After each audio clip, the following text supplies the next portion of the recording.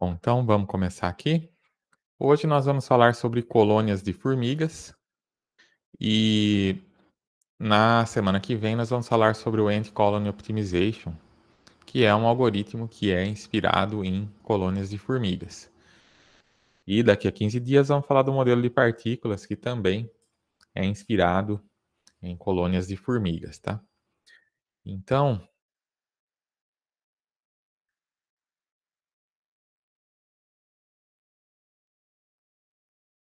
colônias de formigas e de outros insetos sociais, eles são sistemas distribuídos. Podem ser vistos como sistemas distribuídos porque os indivíduos são simples e o grupo apresenta uma organização social que é fortemente estruturada, de forma que as colônias de formigas podem lidar com tarefas complexas que estão muito além da capacidade das formigas individuais, tá? Então, os algoritmos baseados em formigas, eles investigam novos modelos computacionais que são baseados no comportamento que é observado nas formigas reais, né? De modo que as colônias são a fonte de inspiração para o desenvolvimento desses algoritmos. E isso é usado em vários tipos de problemas, como problemas de otimização, problemas de controle distribuído, problemas de agrupamento de dados e dentre outros, tá? A gente já viu alguma coisa nesse sentido, né, lá na nossa primeira semana, né? Lá a gente falou de otimização, vimos a questão do agrupamento de dados, com a forma como as formigas agrupam os corpos mortos dentro do formigueiro, enfim. Então, é, dessa forma, né, aqui a gente vai ver mais um modelo, então, que é baseado que é focado em otimização, tá? Otimização em gráficos, mais especificamente, em grafos. Ah, então, as colônias têm alguns princípios de auto-organização que permitem o comportamento fortemente coordenado dessas formigas reais. E isso pode ser usado, né, essa forma como as formigas reais se coordenam, pode ser usado para coordenar populações de agentes artificiais, que vão colaborar no sentido de resolver um problema computacional. Então, a formiga real, elas colaboram, né, no sentido de manter o formigueiro funcionando, de perpetuar a espécie, né? E no caso dos modelos artificiais, o foco é resolver problemas computacionais, como a gente tem visto até agora. Então, as formigas são insetos sociais que vivem juntos em colônias. Elas pertencem à ordem uh, Hymen, como é que fala? Hymenoptera, tá? Uh, e essa ordem é a mesma em que estão as vespas e as abelhas.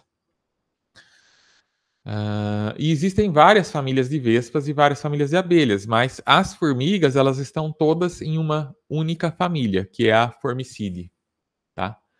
Então, lembrando lá a classificação, né, que a gente tem na biologia, que é reino, filo, classe, ordem, família, gênero, espécie, né? Então, a ordem onde estão todas as abelhas, vespas, formigas, etc., é essa Hymenoptera. E dentro ali, então, as vespas estão divididas dentro da ordem, né? Tem as vespas e as vespas estão divididas em várias famílias. Uh, tem, tem as abelhas também, em várias famílias, tá? Mas as formigas são uma família só. Então, assim, o que isso quer dizer? Quer dizer que elas são similares o suficiente para que os biólogos tenham as classificadas todas dentro da mesma família. Elas só diferem em gênero e em espécie.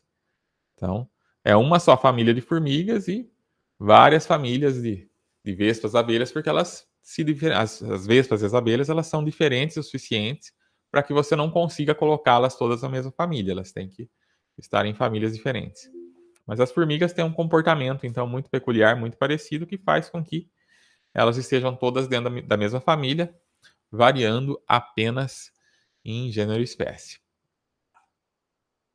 E onde que vivem as formigas, né? Elas se distribuem por todos os continentes, com exceção dos polos, tá? Só onde é muito frio mesmo é que as formigas não vivem.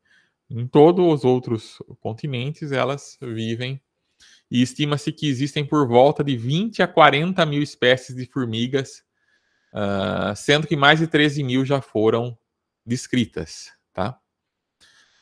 Tem um catálogo que é o anticat.org, que vocês podem visitar, e lá você vê todas as formigas que já foram descritas. No Brasil existem aproximadamente 2 mil espécies, sendo que só de 20 a 30 são consideradas pragas. Tá? Então, às vezes a gente tem uma ideia ruim aí das formigas, né? Porque as que estão no ambiente urbano são, né, tipicamente as pragas. Tá? Então, o que a gente acaba encontrando em casa são essas que são consideradas pragas, que são de 20 a 30. Mas é uma minoria, porque a grande maioria são extremamente benéficas. A grande maioria delas são extremamente benéficas. Por quê? Porque elas dispersam sementes e com isso elas contribuem para o reflorestamento de ecossistemas, incluindo Cerrado, Mata Atlântica, Caatinga e os campos.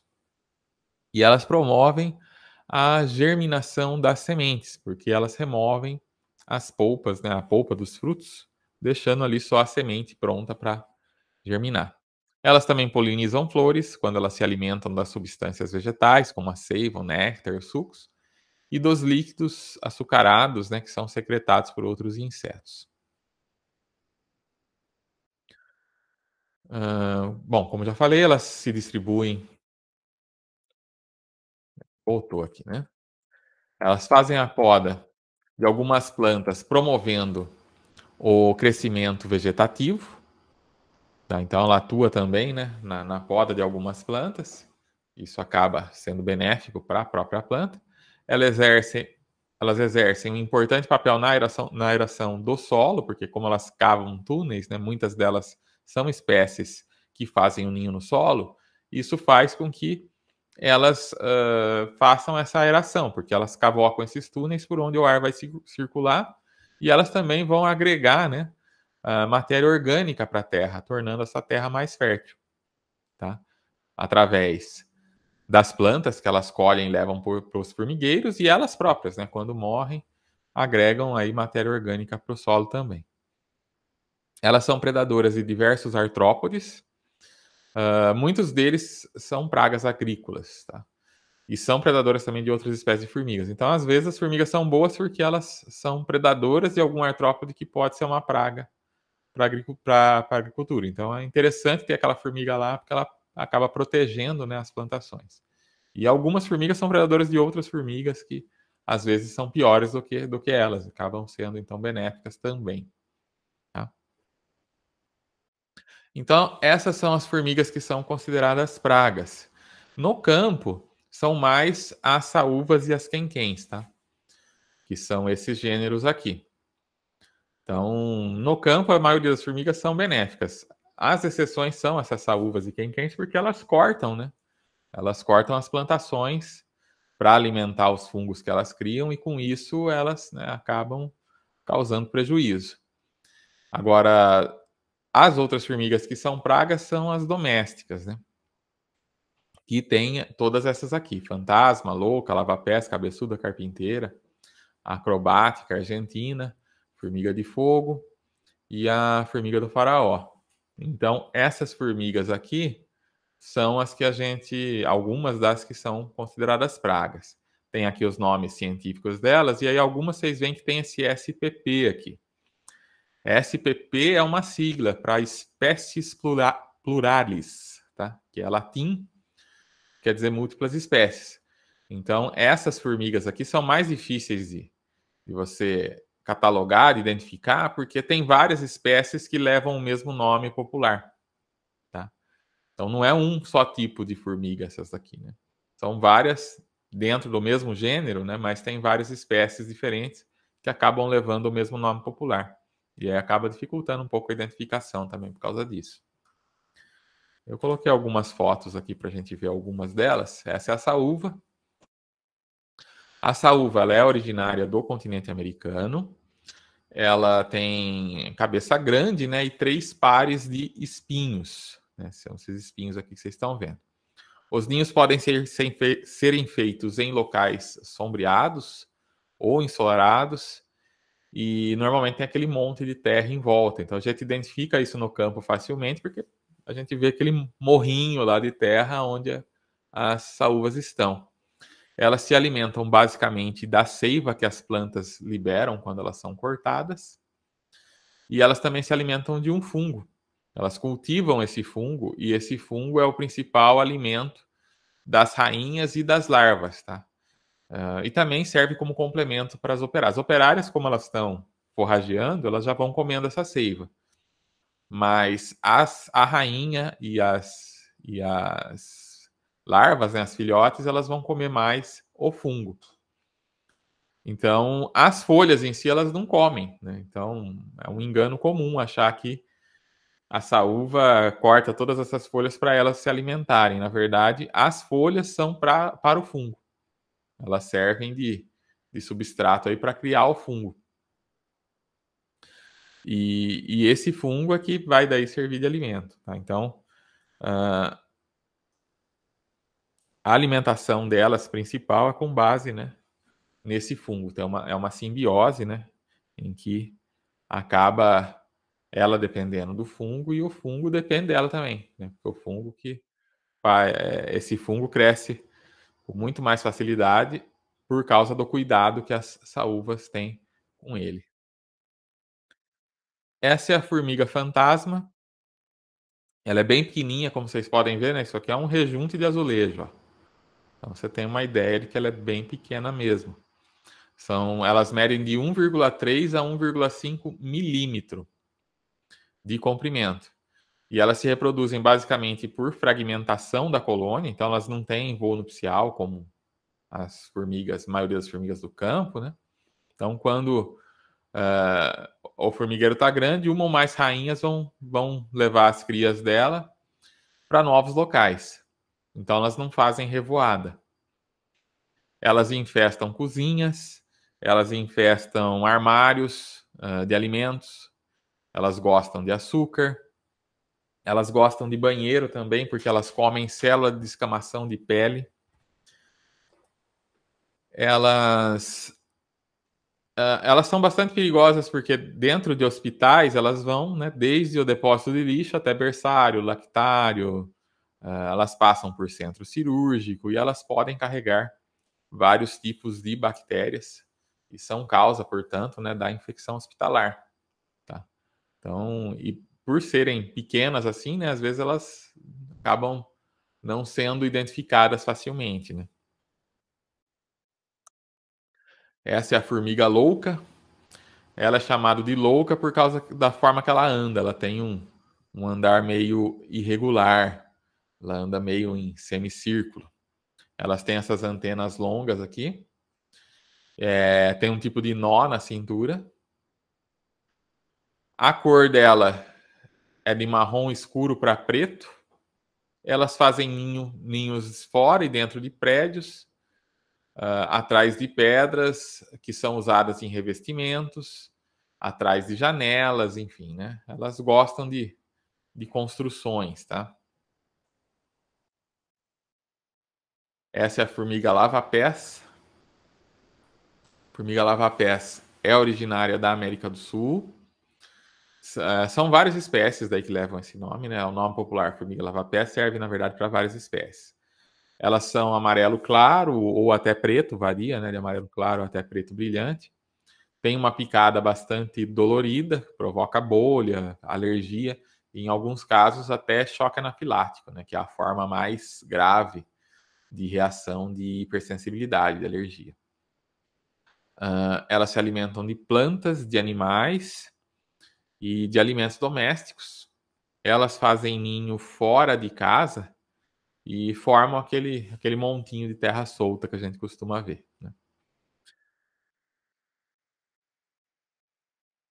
A formiga carpinteira, essa daqui, que ela geralmente aparece à noite na cozinha e se ela percebe movimento, ela se esconde. Então a gente não vê ela tão facilmente. Elas são polimórficas. Isso quer dizer o quê? Que elas têm vários tamanhos. Tem espécies que são todas do mesmo tamanho, as formigas, né? Elas crescem, virou adulta, todas vão ter o mesmo tamanho. Outras são polimórficas, em que você tem algumas maiores e outras menores. Elas têm em média 1 centímetro e apresentam cores também variadas, de amarelo até preto. Elas podem ter pelos ou não, depende da espécie. Como são várias espécies que levam esse nome, algumas têm pelos. Elas expelem ácido fórmico, que é um líquido que as formigas usam para se defender, né? A maioria das formigas carpinteiras faz os ninhos em madeira morta, mas também pode fazer em tronco de árvore. Só que elas não comem madeira, elas fazem o ninho na madeira, elas não são cupins, né, que se alimentam de madeira. Elas fazem o ninho na madeira, mas ela não se alimenta da madeira. Elas fazem também ninho dentro de casa, em viga de madeira, né, em moldura de batente de porta e também no solo. Elas trabalham também com ninho secundário, né? Às vezes ela tem um ninho primário no solo e um ninho secundário em outro lugar. E esses ninhos secundários às vezes são em aparelhos eletrônicos, né, em micro-ondas, em televisão, em computador. Eu tenho uma impressora, tive uma impressora, né, ela já não está mais entre nós. Eu tive uma impressora lá no DEMAC, uma multifuncional, que um dia eu abri lá a parte do scanner dela e vi que tinha um monte de formiga lá dentro. E era uma dessas espécies, né, que fazem os seus ninhos secundários aí em equipamento eletrônico. Eu já ouvi várias versões de por que elas fazem isso. Uma delas, algumas pessoas dizem que elas vão atrás do calor, o equipamento eletrônico esquenta e elas gostam desse calor, elas fazem o ninho lá por causa disso. Outros dizem que elas se alimentam de um componente que é colocado nas placas de circuito. Placas de circuito normalmente elas são envernizadas, né? E esse verniz, alguns desses tipos de verniz que são usados nas placas de circuito podem servir como alimento para esse tipo de formiga, tá? Formiga e cupim, na verdade, tem cupins também que fazem isso, tá? Também se instalam em equipamentos eletrônicos.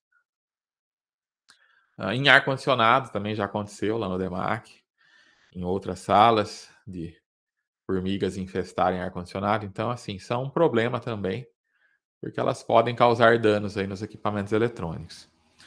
E essa formiga carpinteira, ela come muita coisa, tá? Elas comem tanto as substâncias açucaradas, a maioria das formigas gostam de coisas açucaradas, né? Mas elas também comem ovos, elas comem carnes, comem bolo, comem o que aparecer, né? Elas gostam de comer. Muitas coisas da alimentação humana. E tem mais de 200 espécies desse gênero, tá? Que são originadas em diversas regiões. Né, o gênero de formiga carpinteira tem muitas espécies, e aí dentro dessas espécies você tem mais de 200, dependendo da região. E cada espécie aí vem de uma certa região, né? Aqui temos a formiga acrobata e a formiga do faraó.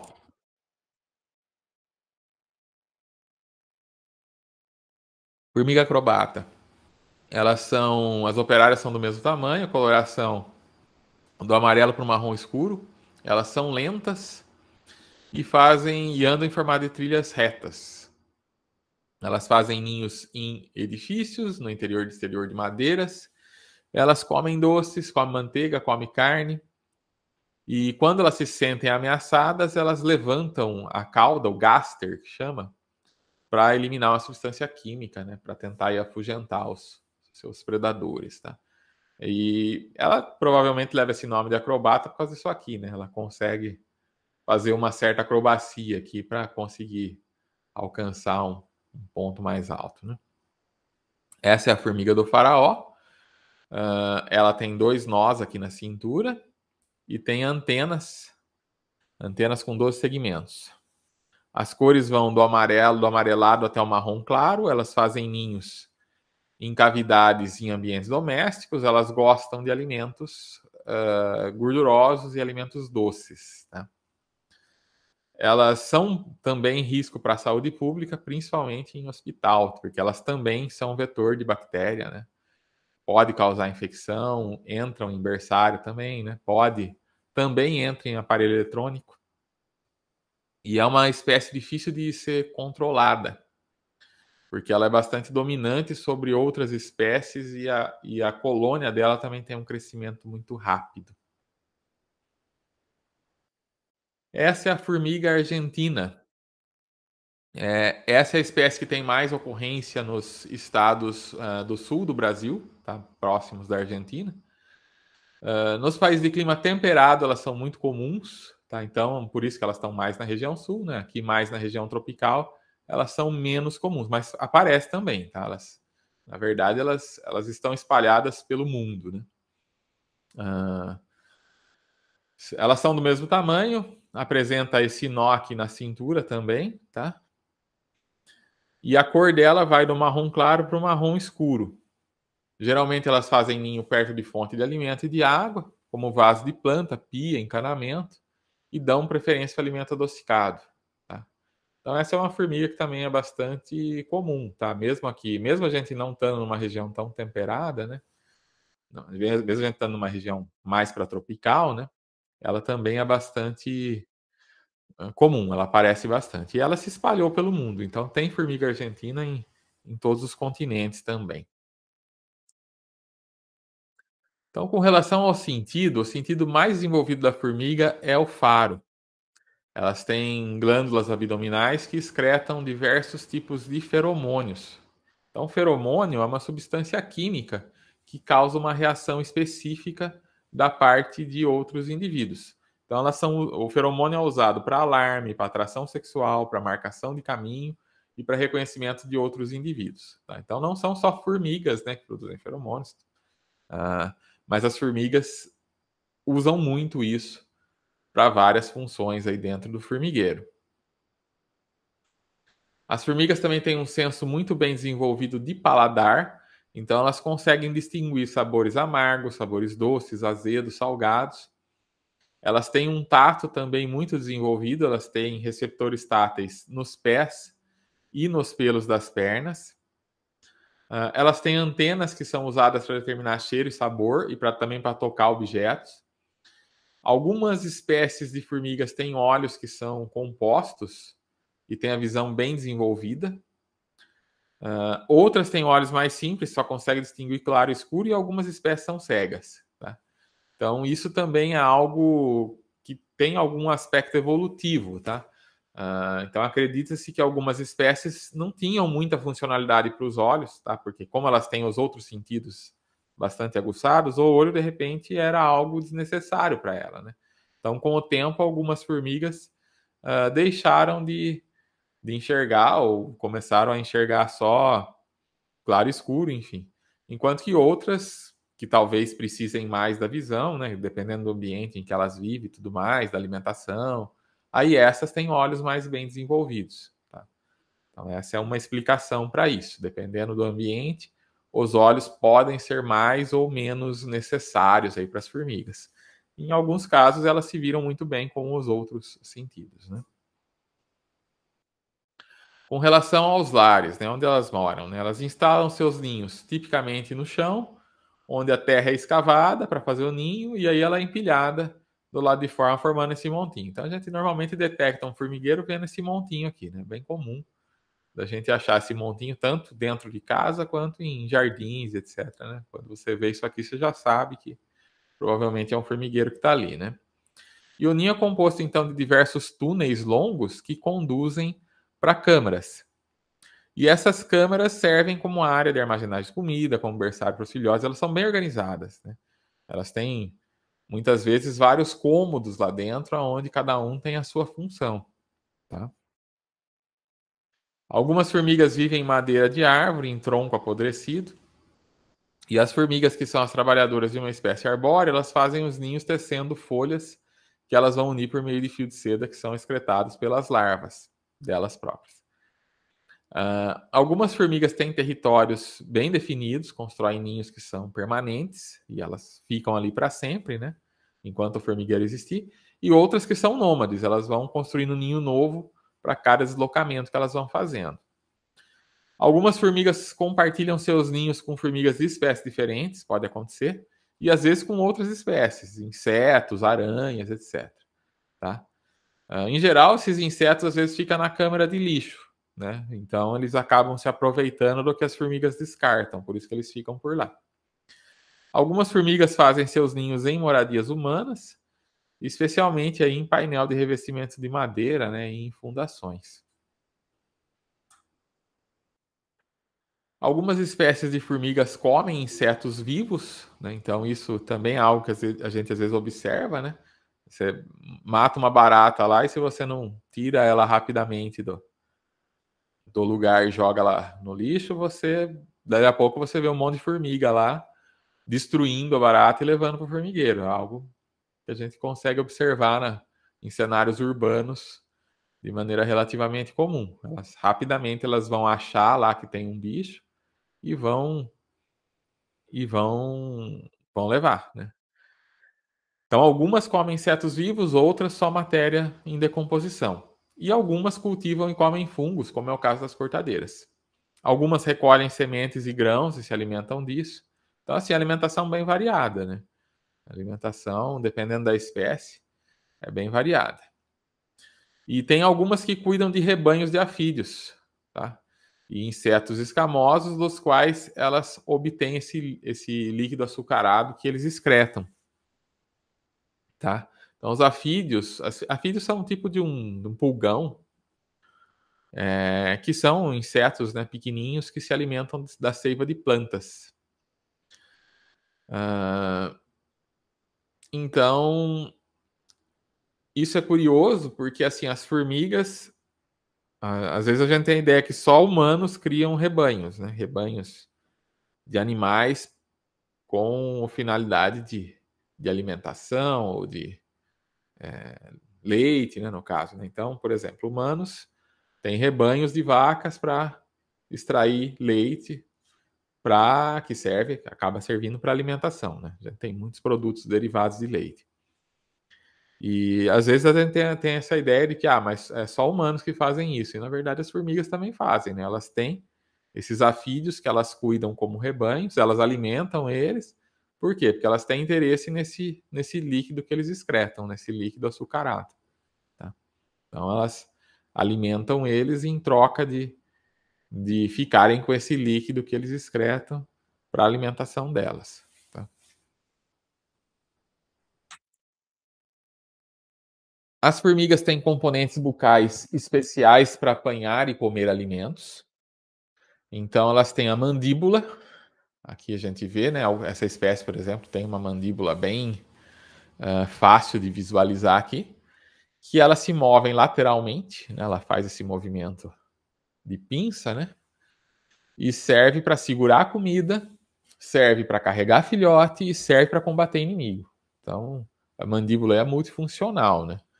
Ela carrega o filhote, carrega a comida. E se encontrar uma espécie ameaçando, elas vão usar a mandíbula para morder. Elas têm a maxila, que é usada para mastigar. E aí ela tem dois estômagos, né? Ela tem um estômago para ela própria, que é o estômago em si, para onde vai a comida que ela vai digerir e vai servir de alimento para ela. E elas também têm o bucho, que é um estômago coletivo, é um estômago compartilhado, que é a comida que vai para o bucho é a comida que ela vai dividir com outras formigas. Por quê? Porque as larvas, as outras formigas que trabalham internamente, elas não saem para forragear. Então, de onde que elas vão tirar comida? No caso das formigas, por exemplo, que pega alimento de fora. Elas precisam que as trabalhadoras, as que saem para forragear, passem essa comida para elas.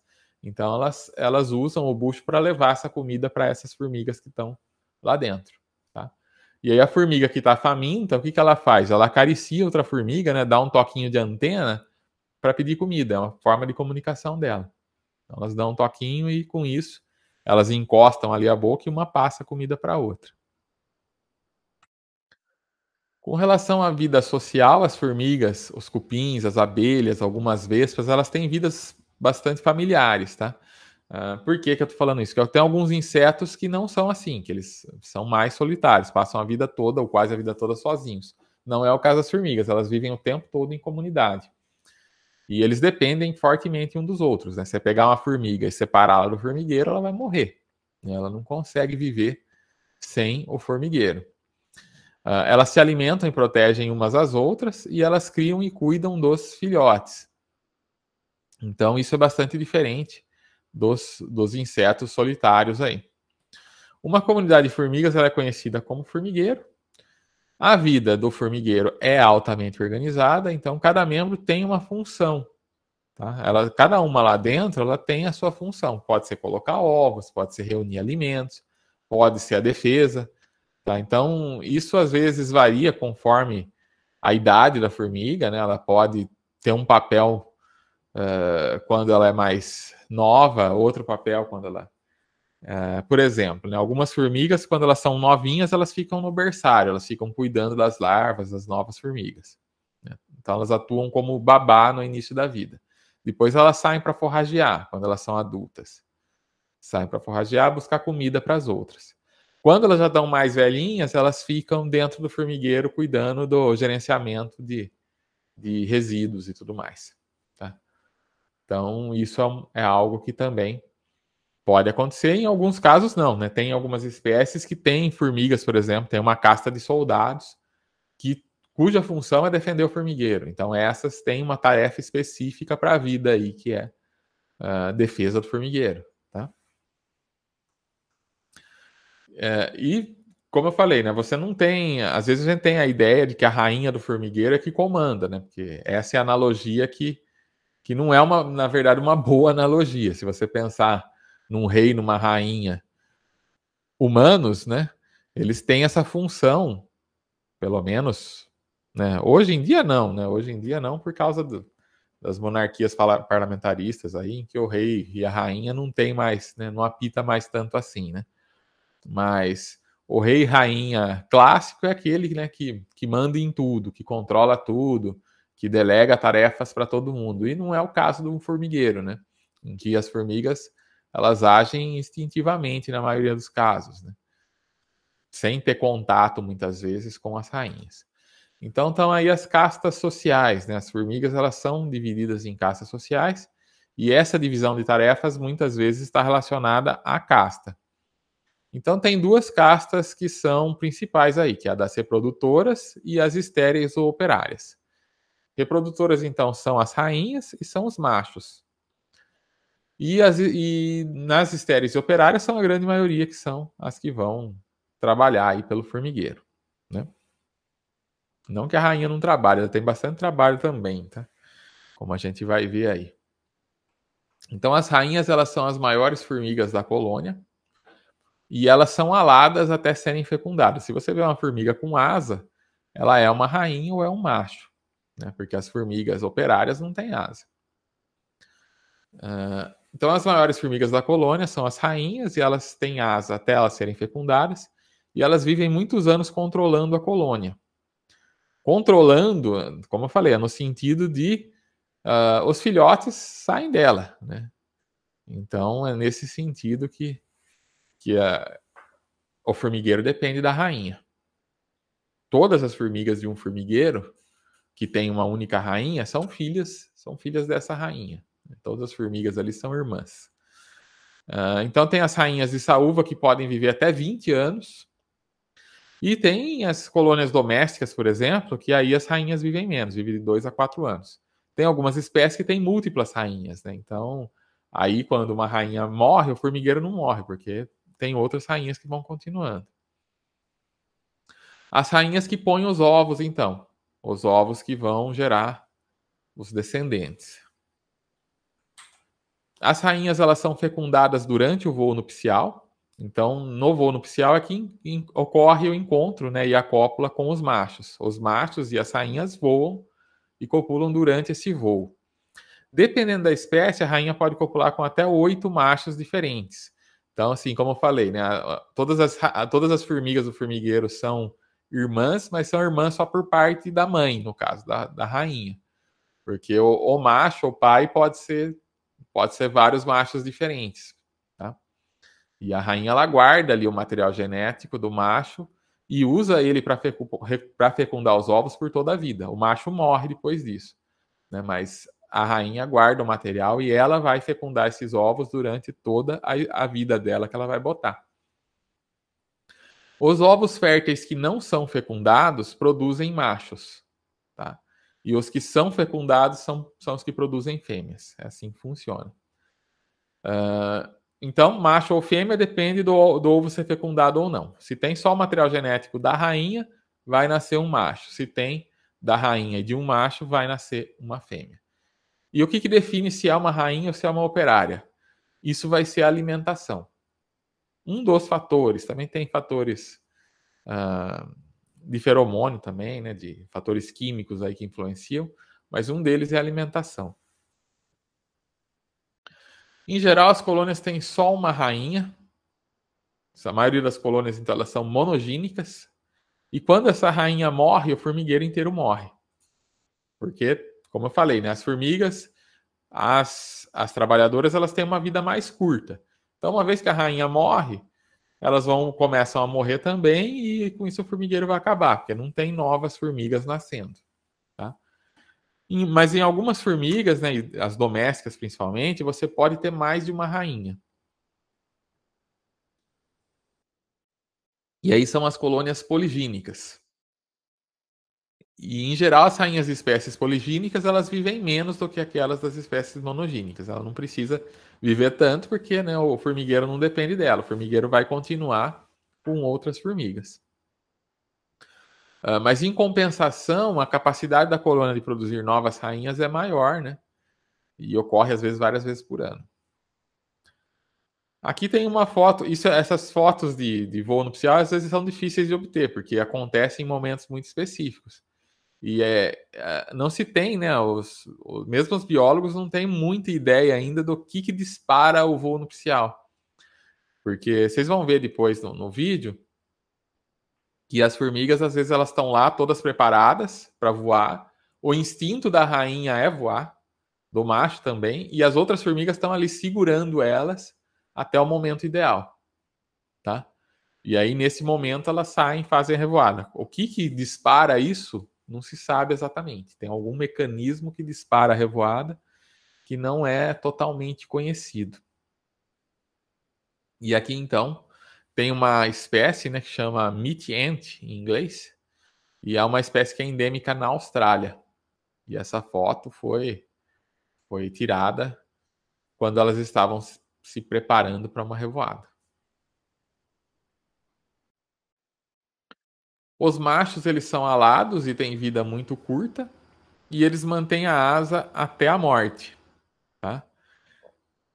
Ele morre geralmente dentro de 2 semanas. Então, depois, a função do macho é simplesmente essa: copular com a rainha, e depois disso ele morre. Tá? Depois do acasalamento, ele morre. Então, ele tem só essa função reprodutiva. Ele não vai forragear, ele não vai fazer mais nada pelo formigueiro. As formigas lá que trabalham no dia a dia são todas fêmeas. Tá? O macho ele tem essa função unicamente reprodutiva.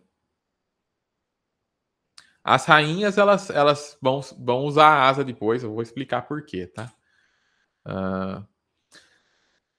As operárias são as formigas que são vistas no dia a dia. Então, quando você vê um formigueiro, você vê lá a formiguinha trabalhando, aquelas são as operárias. A rainha você não costuma ver no dia a dia, você só vê se calhar de você ver um voo aí, né? Mas se não for no voo, ela não sai do formigueiro. Então, você não vai ver ela. E os machos também, né? Eles só vão sair para o voo nupcial, depois eles vão morrer, então você também não vê eles. Então, o que você vê no dia a dia são as operárias. Todas fêmeas, e elas vivem pouco, como eu falei, de 2 a 3 meses. Então, a vida de uma formiga é bastante curta. E durante a vida toda, elas trabalham pela colônia, realizam trabalho pesado para sustentar o formigueiro. E elas não são férteis. Tem a exceção, tem algumas operárias que botam ovo, mas esses ovos que elas botam não são ovos que vão se transformar em outras operárias. São ovos que são ou de alimentação ou são ovos não fecundados que vão produzir macho, dependendo da espécie. Tá? Então, como eu falei, a formiga no dia a dia, ela tem esse instinto, ela tem essa função, e ela, não existe uma coordenação, né? Como eu falei, né, aquela cena que a gente viu lá na primeira semana do filme, de uma formiga coordenando as outras na trilha, isso não existe. Na verdade, uma recruta a outra através do feromônio de recrutamento. E elas no formigueiro, então elas, né, uma formiga em si não tem nenhuma característica especial, né? Como também tem naquele filme, não, eu não mostrei, mas se vocês assistirem lá o filme lá das formiguinhas, mais para frente tem uma parte que tem uma formiga que está no analista e ela fala, né? Ah, eu me sinto insignificante. E o analista responde para ela: você está evoluindo bastante no seu tratamento aqui, porque você é insignificante, né? Então, uma formiga para um formigueiro é realmente insignificante. Ela, né, ela sozinha ali não faz tanta diferença, mas todas elas trabalhando juntas é o que fazem o formigueiro funcionar. Então, o que elas fazem, essas operárias? Elas escavam e limpam o ninho, elas procuram e transportam água e alimento para o ninho, isso é o que a gente chama de forrageamento, e elas cuidam da alimentação. As larvas e a rainha precisa das operárias também, tá? Então, se as operárias todas de repente morrerem, a rainha vai morrer de fome, porque ela depende das operárias para alimentá-la, para levar o alimento para ela, já que ela não sai, né? Ela não sai para forragear. E algumas operárias lá dentro também dependem do forrageamento, né? Porque elas não saem para forragear, elas também precisam que outras formigas peguem o alimento para ela. Algumas operárias cuidam da prole, cuidam das crianças. Algumas fazem a defesa da colônia, dentre outras funções. Dentre as operárias, existem as soldados, tá? E aí existe alguma controvérsia entre os biólogos, os autores aí. Alguns consideram que soldados são uma casta diferente, além da casta, né, das operárias, e outras não, consideram que elas fazem parte das operárias também. Dependendo da espécie, você tem operárias que são maiores, tá? Por exemplo, essa espécie aqui é uma que tem, né? Você vê aqui que a cabeça dessas operárias é maior do que das operárias que trabalham com forrageamento. E ela tem uma mandíbula bem grande. Por quê? Essas são as responsáveis pela defesa. Então, ela já tem uma característica física que diferencia ela das demais. A mandíbula dela é mais forte justamente para poder atacar os predadores, né? Os inimigos. Então, elas defendem a colônia do ataque de inimigos e também são todas fêmeas. Todas as soldados são fêmeas. Dentro da casta de operárias pode ocorrer o polimorfismo, que é quando você tem a diferenciação do tamanho e forma no corpo das operárias. Tá? Então, quando você tem lá operárias que são maiores e menores, dependendo da função que elas desempenham e tudo mais, elas são polimórficas. Enquanto que outras espécies são monomórficas, então todas as operárias adultas têm o mesmo tamanho. Aqui as castas sociais, temos a rainha, o macho, os operários e soldados. Então a rainha é a maior, a rainha costuma ser bem grande, machos são um pouco menores que as rainhas, né? Operárias são menores, são as pequenas, e os soldados, tipicamente, um pouco maior do que as operárias, né? E alados, a rainha e o macho. Tá? Sendo que o macho, a vida toda vai ter a asa, até porque a vida é curta, e a rainha perde a asa depois que ela cava o ninho. Cada operário, então, tem um papel específico. As operárias, em algumas espécies também, né? Algumas operárias mais jovens realizam melhor as tarefas dentro do ninho, como cuidar das larvas. Enquanto que as mais velhas vão sair para forragear em busca de alimento, ou vão trabalhar na escavação de galerias. E as que são muito velhas vão se dedicar a manejar desperdício dentro da colônia. Que aí elas já não têm mais, talvez, mais força para forragear ou para escavar. E aí elas vão ser colocadas em tarefa um pouco mais leves até o fim da vida delas. Formiga é um bicho que tem metamorfose completa, tá? Então,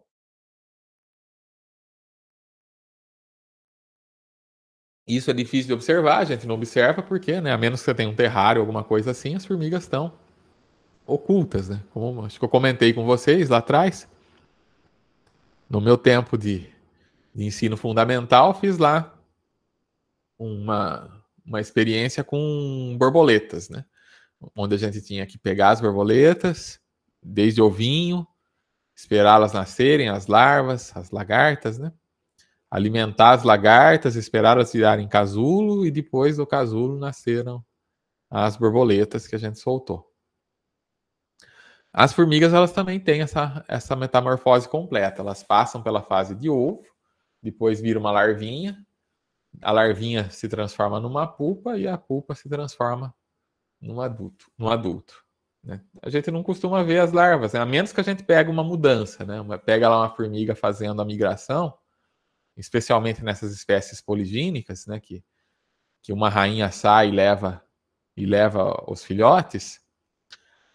Ou também em casos de migração, né? No caso das formigas que são nômades, que migram, se você pega nesse momento da migração, você consegue ver, às vezes, elas carregando ali os ovos, as larvas, né?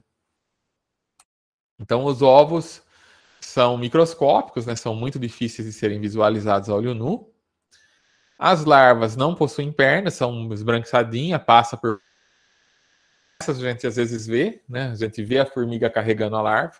Quando você vê lá, às vezes você vê o formigueiro fazendo a mudança, você vê que, num sentido, você vê as formigas indo de mãos, de mandíbulas vazias, e no outro sentido, você vê elas voltando com a larvinha, carregando a larvinha. Tem lá um pontinho branquinho que elas estão carregando. Isso é uma mudança, elas estão levando as larvas para outro lugar. Né?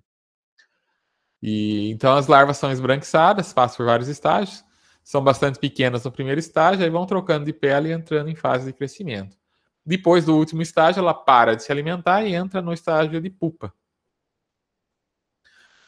Algumas espécies têm a pupa coberta por um casulo de seda, enquanto outras a pupa tem a semelhança de um adulto, só que na cor branca. E nesse estágio a formiga não come e não anda. Então é igual a borboleta também, né? Que a lagarta ela come pra caramba. Né? É um absurdo o que aqueles bichinhos comem. Você vê o tamanho dela e vê que ela come o tamanho dela em folhas, né? E só que chega uma hora que ela para. Então, quer dizer, ela está acumulando muita energia para essas 2 semanas, no caso de borboleta, 2 semanas, que elas vão passar ali como casulo se transformando, né?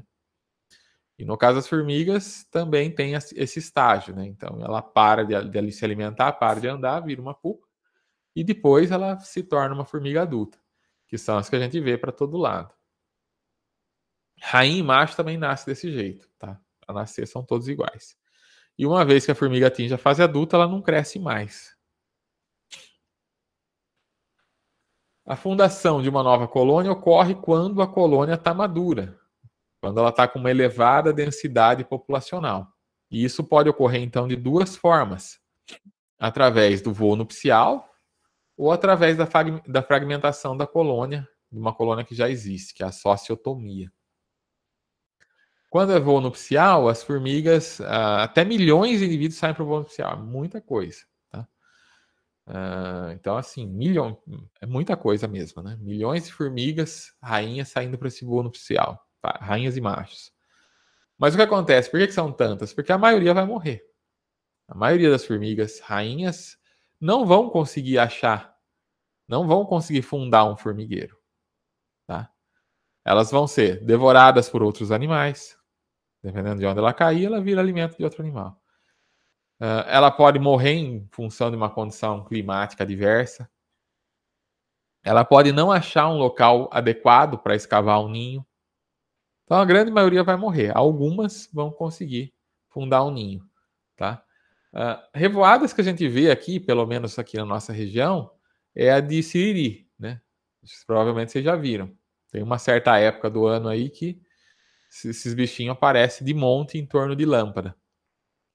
A lâmpada meio que atrapalha, né? O voo, né? Não sei como exatamente eles seguiam no voo nupcial, talvez seguiam pela luz do sol, sei lá, né? Eles fazem a revoada normalmente no final da tarde, né? E aí eles entram em casa e fica lá batendo na lâmpada e na maioria das vezes morre. O siriri não é uma formiga, né? É um cupim. É um tipo de cupim e quando eles fazem essa revoada são, né? as rainhas aí tentando fundar um novo formigueiro. Então a maioria vai ficar batendo na lâmpada lá e vão morrer, vão perder as asas, vão morrer. Mas eventualmente alguns vão achar um lugar bom para fazer um ninho, né? Então as rainhas seguem esse mesmo protocolo aí, né? Elas vão fazer a revoada e vão tentar depois dar a sorte aí de cair num lugar onde ela vai conseguir escavar e fazer o seu formigueiro. Então, se ela achar um local adequado, ela vai escavar uma câmara e vai se fechar nessa câmara. E ela vai ficar lá para sempre. Tá? A rainha, depois do voo nupcial, ela cavoca essa câmara. É a última vez que ela vai ficar para fora. Depois disso, ela entra, se fecha e não sai nunca mais. E uma vez que ela está lá dentro, ela vai começar a pôr os ovos. E desses ovos é que vão eclodir as primeiras larvas. Ela vai alimentar essas larvas depositando ovos especiais, que são os ovos tróficos, os ovos que são maiores ali, que servem para alimentação. Por isso que a rainha precisa acumular muita energia antes de ir para o voo, né?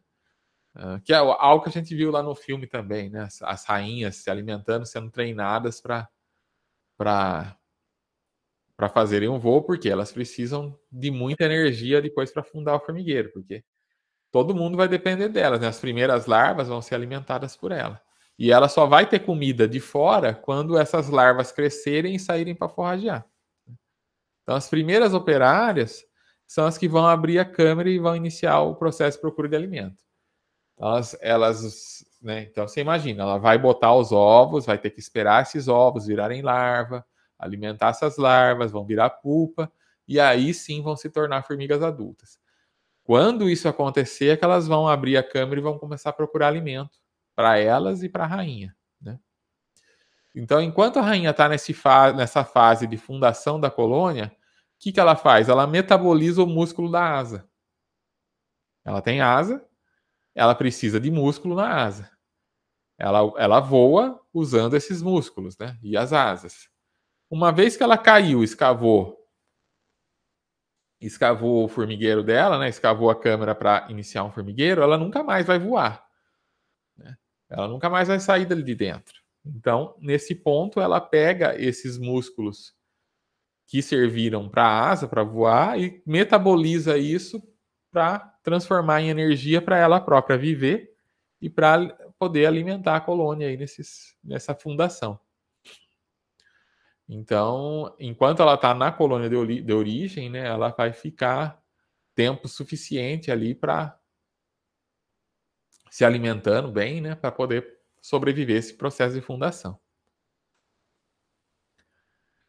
Algumas espécies fazem a fragmentação, né? Então, nas espécies poligínicas, as rainhas e operárias com cria partem para novos locais e fundam ali uma nova colônia. Isso pode ocorrer naturalmente ou pode ser induzido, né? Por exemplo, tem um número excessivo, tem um aumento excessivo na temperatura ou na umidade do ambiente, isso força elas a migrarem. Ou repelente, né? Ou ela encontra algum repelente, algum inseticida, e isso também pode forçar elas a fazerem essa migração.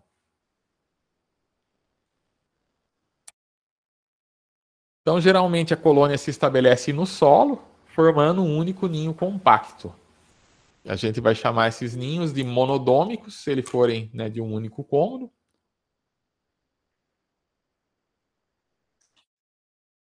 E algumas espécies constroem seus ninhos em vários locais e eles são distribuídos de forma interligada entre si.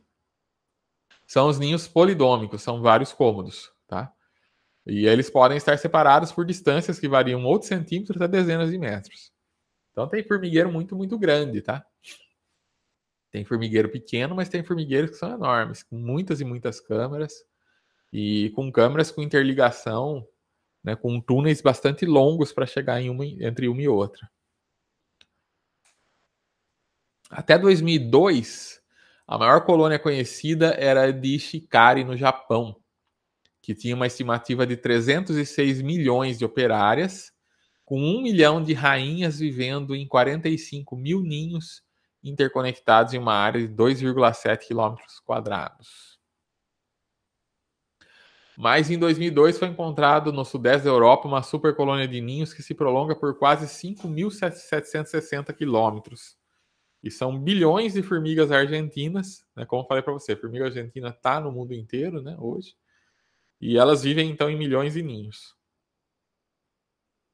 Em 2004, foi encontrada uma outra colônia ainda maior, né, uma colônia de aproximadamente 100 quilômetros de largura, em Melbourne, na Austrália.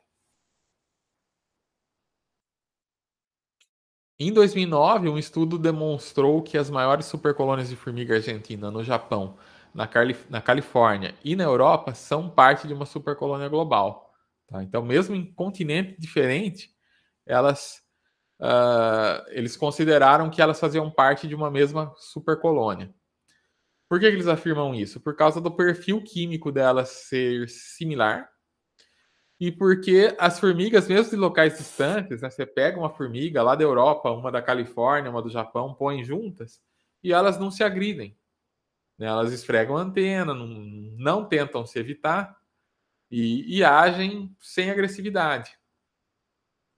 E isso não é o que acontece quando você pega formigas de colônias diferentes. Quando você pega formiga de colônia diferente, em geral elas são agressivas, né?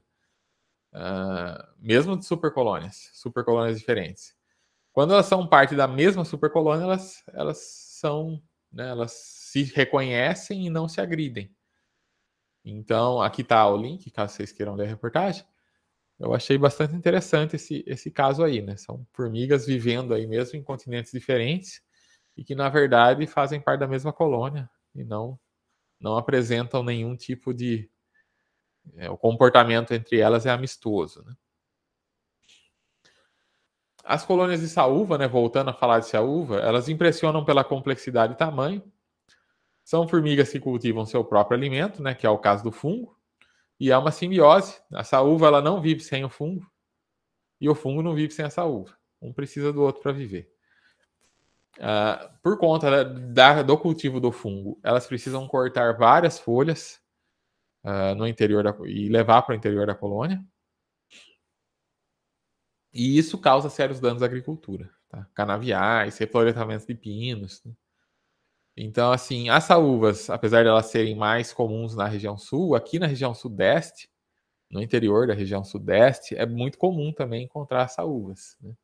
Então, na região de campo aqui, né, na nossa região aqui, é bastante comum também de se encontrar saúvas. Elas possuem uma única rainha e antigamente se acreditava, né, que cada grupo de formiga cultivava só um tipo de fungo.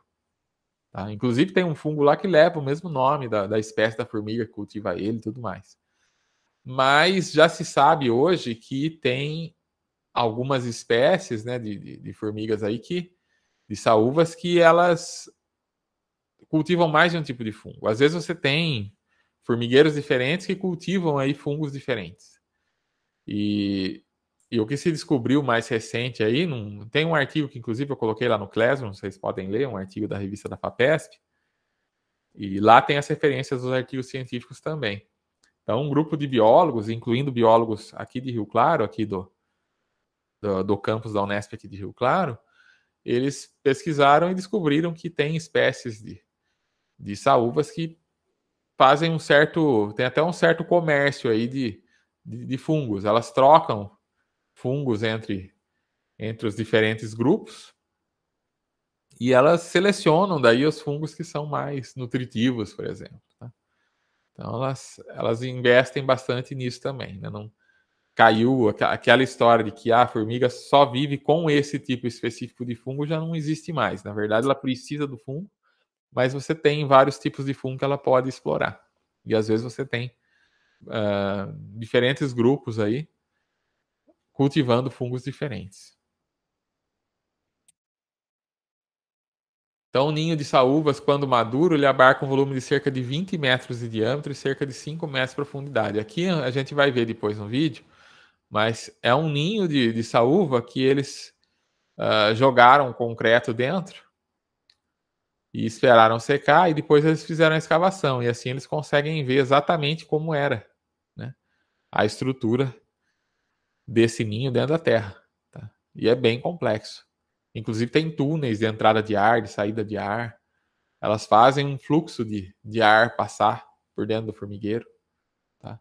Isso é feito já de forma a fazer o ar circular lá dentro. E na superfície do solo, Dentro, então, tem as panelas, as galerias, né, os canais que interligam as câmeras. E na superfície do solo, você tem os olheiros, a terra solta, né, e os orifícios que se comunicam com o mundo exterior. Como eu falei, dentro dos ninhos também pode ter outros insetos, como ácaros, aranhas, besouros, cobras, cupins, lagartixa, mosca, entre outros. Tá? Muitos deles ficam na câmara de lixo. Então, na verdade, eles são bons para as formigas, né? Porque eles cuidam da limpeza, eles vão comer lá o que as formigas não querem mais. E, e eles próprios também se beneficiam, né? Porque eles têm alimento ali, né? Alimento que não serve para as formigas que elas jogam fora, eles vão se alimentar delas.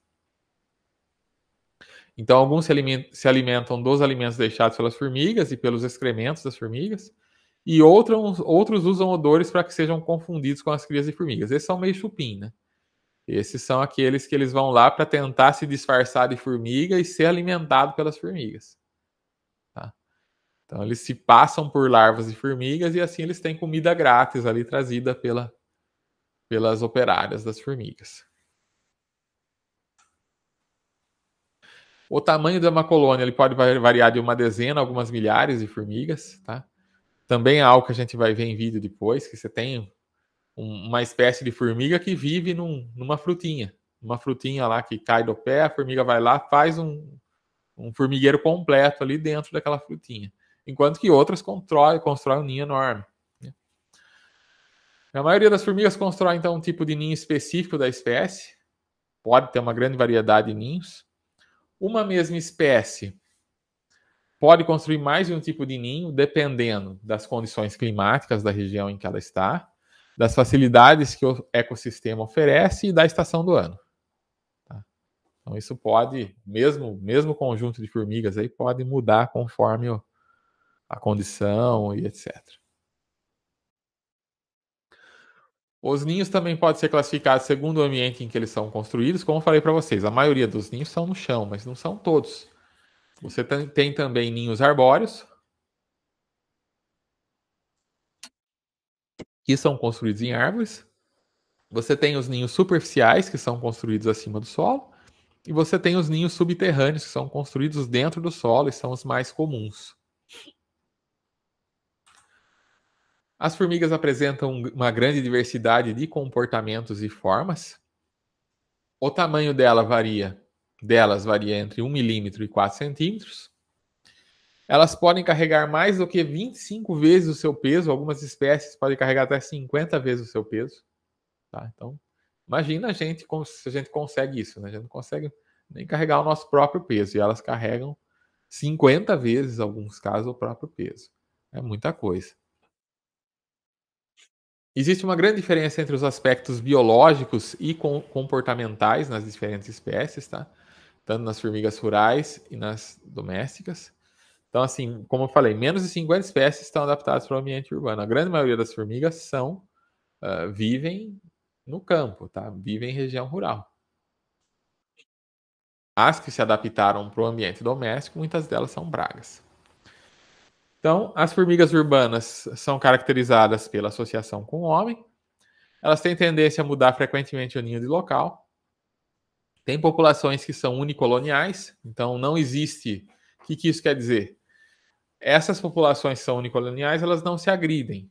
Indivíduos da mesma espécie, que pertencem a ninhos diferentes, eles não se agridem. Tá? Então isso é comum em formiga doméstica. Mesmo que elas não são, elas se encontram. Elas são da mesma espécie, mas não são no mesmo ninho. Elas não vão se agredir. Porém, você tem a alta agressividade que às vezes é interespecífica. Tá? Então, se você tem dois tipos de formigas diferentes, elas vão possivelmente se agredir. Espécie diferente. No caso das formigas urbanas, a maioria delas são poligínicas, então não existe qualquer agressão entre as rainhas e não existe tentativa de dominância. As rainhas, não tem uma rainha que quer ser mais importante do que as outras. Elas acabam todas tendo a mesma importância e elas não tentam dominar umas às outras. Com relação à reprodução, Então, a reprodução é responsável pela dispersão das espécies. Muitas das formigas domésticas, principalmente, aboliram o voo nupcial. E aí a colônia se reproduz pela sociotomia. As operárias de formigas urbanas, em geral, são pequenas. As rainhas não têm muita longevidade. E as operárias são estéreis, né? Nunca desenvolvem os ovários. Como que as formigas se comunicam? A comunicação normalmente é feita através de substâncias químicas voláteis, odores, ou substâncias químicas solúveis, que são os sabores. Então, quando o indivíduo produz essa substância, ele se comunica com outros indivíduos da sua espécie, com essas substâncias, então a gente chama essas substâncias de feromônios. As formigas, elas têm glândulas exócrinas que são especializadas na produção, na secreção desses feromônios de uma forma controlada. E aí tem vários tipos de feromônios. Tem os feromônios de alarme. Esse tipo de feromônio é altamente volátil. Ele se dispersa no ar, uma distância que é relativamente grande aí, até 60 centímetros. E isso alerta as companheiras de que existe algum perigo. E aí toda a colônia você consegue alertar em questão de segundos. Também existem os feromônios de recrutamento, que são depositados no solo, na forma de trilha, para informar outras companheiras que tem algum alimento ali. E tem os feromônios territoriais, que são as secreções que são usadas para marcar território que é de uso exclusivo da colônia. Então, se outra formiga passa por ali, ela já vai saber que ela está invadindo o território de uma outra colônia. Ela pode até querer fazer isso de propósito, né, em busca de alimento, mas elas tentam, né, elas fazem esse tipo de marcação também, para tentar deixar claro que ali é onde elas mandam, né? As formigas usam também de substâncias voláteis para o reconhecimento individual, tá? Como forma de reconhecimento, para que umas reconheçam as outras. E elas também se comunicam por outras formas, como a forma visual, sonora, tátil e de feromônios iniciadores. Vamos falar de cada uma delas, tá? Então, visual. Algumas vezes a formiga se comunica visualmente, né? Então, esse gênero aqui de formiga, por exemplo, realiza batalhas na forma de ritual com operários e ninhos vizinhos. Cada formiga realiza uma dança na frente do inimigo, onde ela eleva o abdômen, dando a impressão, né, dando a aparência de indivíduo maior. Com isso, ela intimida o inimigo e recruta mais companheiras do seu ninho. Tá? Então, muitas vezes, essa briga por intimidação. Tá? Vocês já viram briga de gato, por exemplo? Pode ver que gato, às vezes, demora para brigar. Eles começam, né? Você ouve aquela barulheira e eles estão, né? Na verdade, eles estão se intimidando. Um tá lá fazendo um barulho, arrepiando o pelo. Né? Eu já vi muitas vezes isso acontecer.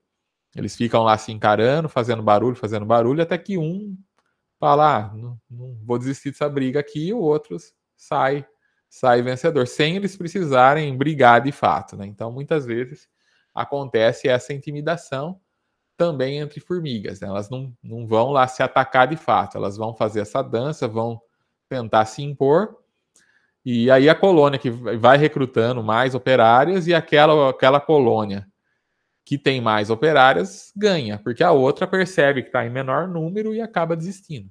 Então elas são inteligentes nesse sentido também. Elas não vão se matar numa guerra que elas vão perder. Elas simplesmente vão ver que, bom, estamos em menor número, vamos nos retirar aqui, né?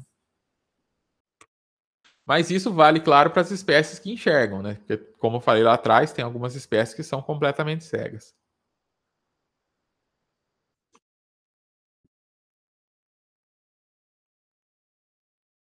A comunicação também pode ser sonora, então as formigas também usam o som para se comunicar.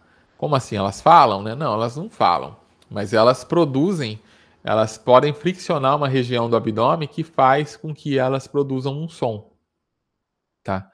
É uma saliência cuticular que está presente no abdômen. E aí as outras formigas percebem esse som porque elas têm receptores nas patas. Então é meio que uma vibração assim que elas passam, né? Elas fazem essa fricção e as outras, através das patas, conseguem perceber isso e, e com isso, né, elas conseguem se comunicar de maneira sonora. A comunicação também pode ser tátil. Uma coisa que as formigas fazem com frequência é aquele contato boca a boca. Isso vocês veem também, quando você vê lá um grupo de formigas andando. Às vezes você vê que elas se encontram e elas dão lá um toquinho de antena e ficam um tempo com as bocas conectadas, né? Então, por que as formigas fazem isso, né? Porque elas se cumprimentam com um beijinho toda vez que elas se veem? Não é bem isso. Na verdade, esse contato, chama trofalaxia, ele ocorre para fazer a troca de alimento. Lembra que tem algumas operárias que saem para forragear e elas precisam passar alimento para as outras que ficam no ninho? Então, elas dão esse toquinho de antena e essa conexão das bocas é para passar esse alimento de uma para outra. Tá?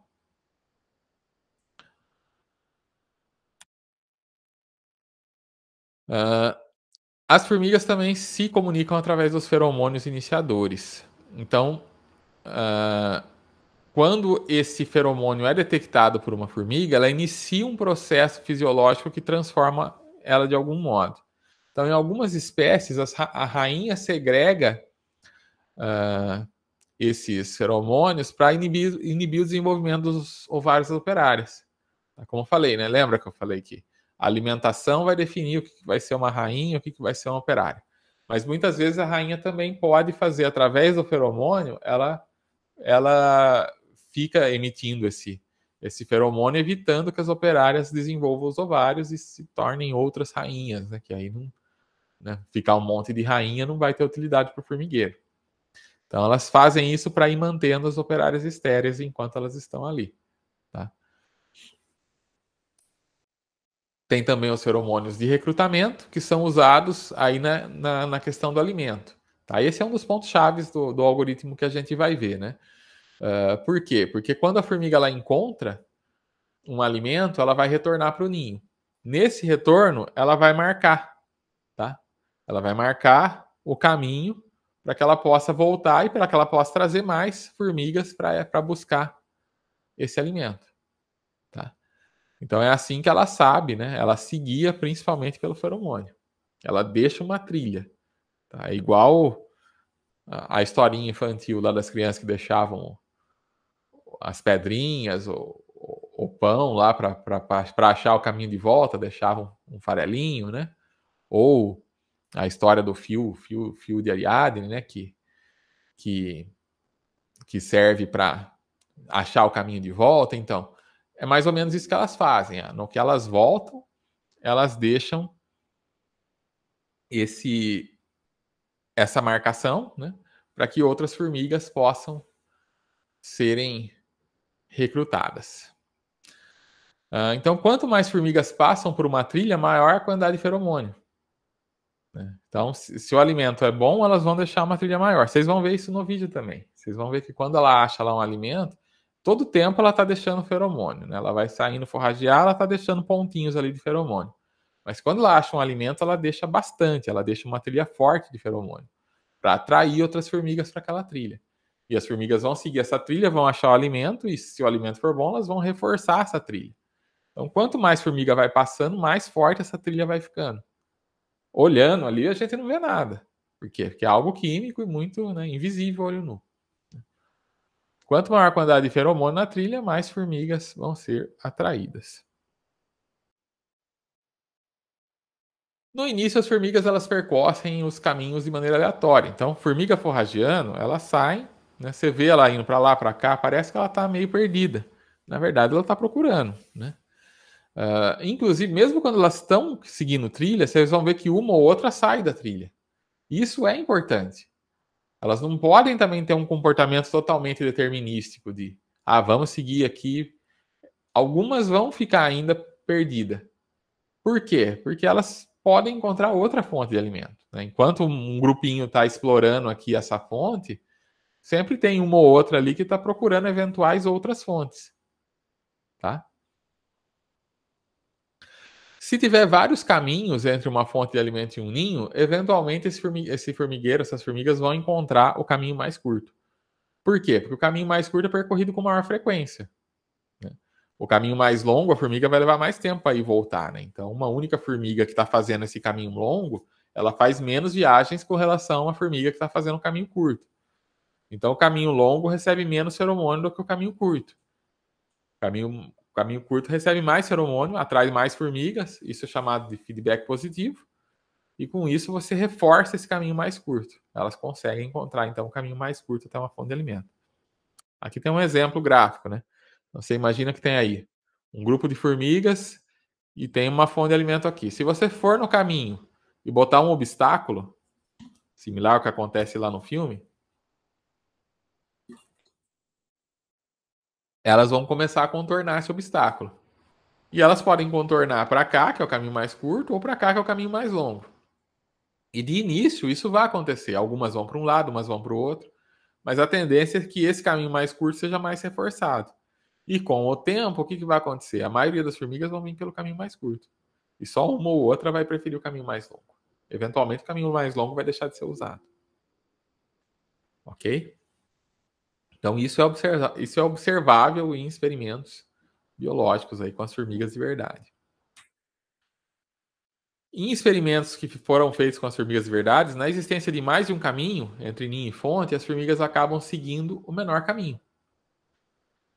E a construção de um menor caminho não faz as formigas trocarem o caminho anterior. Quer dizer, se você tem um caminho que já é o menor e você constrói um menor ainda, né, você tira lá um obstáculo que de repente, né, faz com que, né, você tem lá uma pedra que as formigas estão contornando.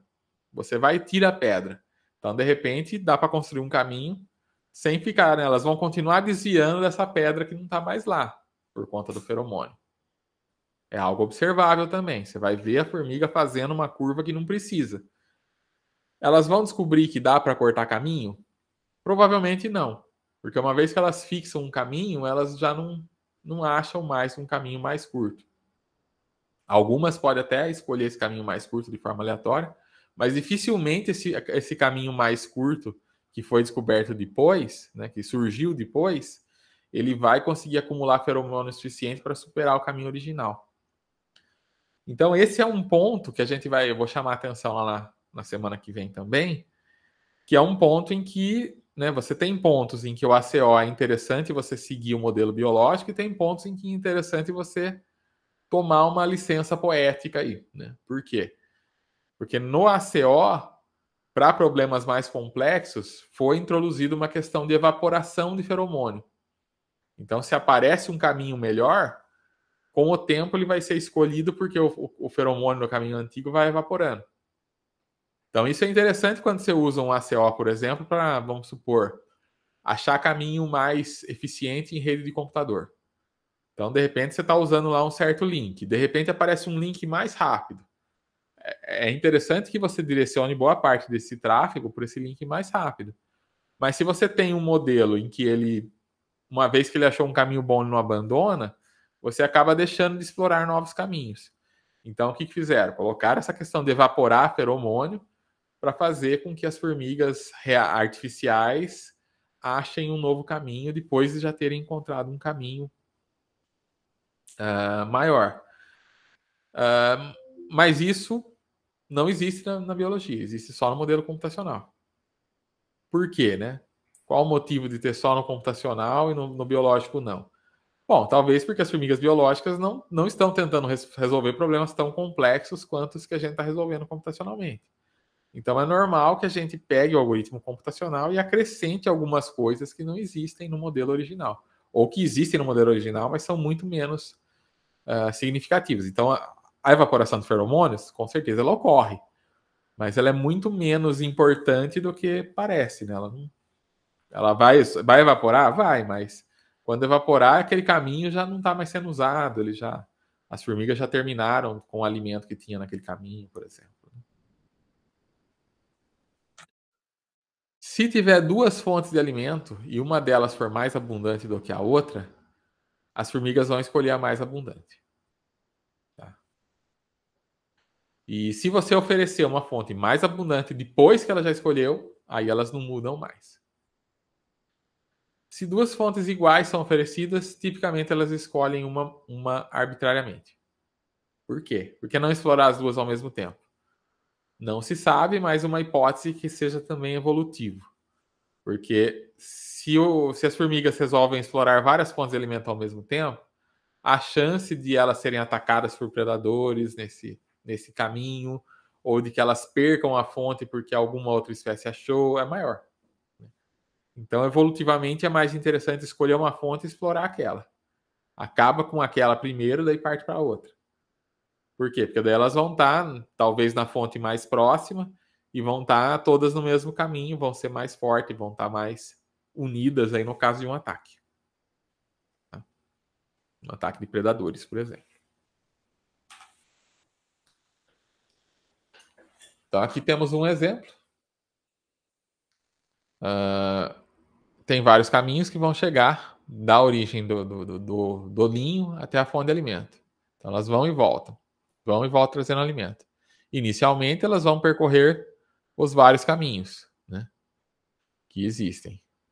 Mas com o tempo, elas vão ficar só no caminho mais curto e vão deixar de usar esses caminhos que são mais longos. Aqui é o que eu já falei, né? A motivação para ela manter o caminho mais curto pode ser evolutiva. Então, se de repente tivesse esse caminho aqui tivesse fechado, ela estivesse fazendo um caminho mais longo. Daí você libera o caminho mais curto, ela não vai mudar. Tá? Então, ela faz a partir dos caminhos que já existem desde o início. Provavelmente por uma questão evolutiva, para se defender melhor dos inimigos e condições adversas. E aqui, então, chego ao final dessa apresentação, tem as referências aí. E aí, na próxima semana, nós vamos ver o algoritmo ACO, o Anti-Colony Optimization, que é baseado em colônias de formigas. Mas antes disso, eu vou mostrar aqui agora um documentário aí sobre formigas, para vocês entenderem melhor aí como que as formigas trabalham, como que os formigueiros funcionam, como isso serviu de inspiração aí para modelos de colônias de formigas. Ok? Então, alguma dúvida até aqui?